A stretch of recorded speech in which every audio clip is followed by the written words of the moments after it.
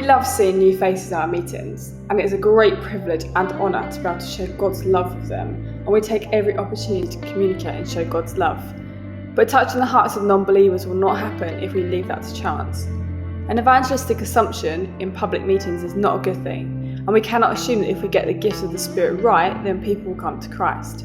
We don't evaluate a meeting purely on the basis of who's contributed or how much they've contributed, more on whether the gospel has been communicated. We want the non-church people in our midst to say, "That was really helpful, that answered some of my questions and it was really relevant. God spoke to me, I felt something like never before and I think I'll come again." Our meetings need to really address and suit the non-believer.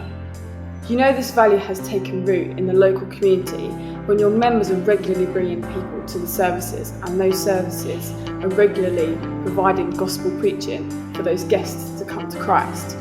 You'll know this value has taken root when any believer in your church can say, "It doesn't matter who's preaching or the topic or passage of scripture, I know there is something relevant for my non-Christian friend here." So in our worship services, we aim to stay away from tribal language or stylized prayer, unnecessary pious evangelistic jargon and archaic language to purposely set a spiritual tone. And we avoid talking as if the non-believing people are not present.